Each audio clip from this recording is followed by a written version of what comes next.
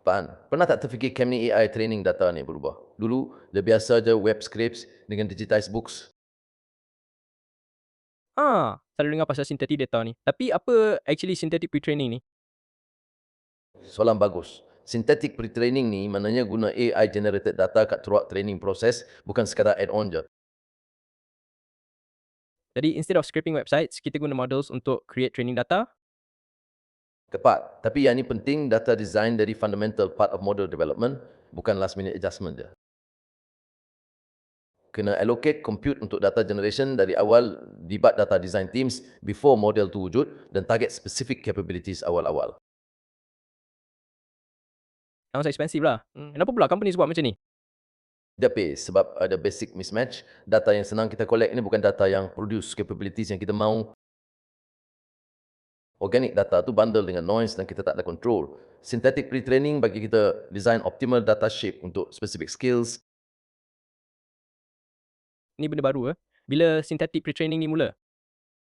Sebenarnya mula 2023 dengan fee 1.5 dari Microsoft. First model train only on synthetic data. 1.3 bilion parameter model train on cuma 30 bilion tokens. Capai results comparable dengan model 10 kali size dia. Wow, sangat efisien tu. So kenapa tak semua orang terus switch kepada synthetic data? Good catch. Sebab kena reconstruct entire training environment dari scratch. Sangat expensive dan time consuming. Can we actually work dalam practice? Boleh walk through kat aku satu example? Sure, katakan kita nak model yang bagus dalam mathematical reasoning, web data ada terlalu banyak noise dan tak cukup structured math problems. Step 1, kita guna specialized generator model untuk create millions of math problems dengan varying difficulty levels. Step 2, kita filter out semua imperfect examples, maybe cuma keep 10% yang ada perfect structure dan solutions. 3, kita iteratively train main model pada curated dataset ni, benchmarking continuously untuk monitor progress. Yang cool part, kita boleh guna smaller specialized models macam 3B parameters untuk generate training data untuk much larger models. Fascinating lah, small models, ajar big models. Jadi ni, macam ni modern AI systems dibuat sekarang. Tepat, by 2025, major releases macam Minimax, Trinity, K2 dan Nemotron 3 semua guna extensive synthetic datasets before mid-training. Kenapa ni penting sangat? Tak boleh ke terus scale up dengan web data je?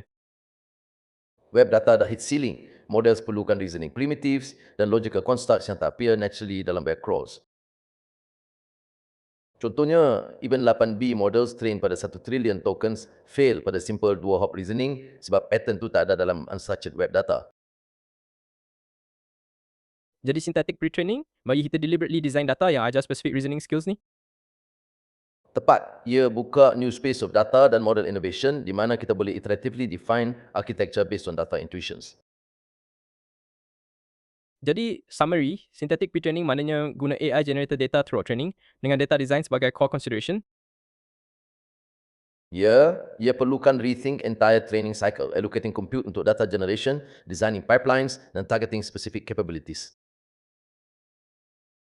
Ia mula dengan fee 1.5 dalam 2023 dan by 2025 jadi standard practice untuk frontier models yang nak specific capabilities. Dan ia penting sebab ia bagi kita design data yang ajar reasoning skills yang web data tak boleh provide. Faham?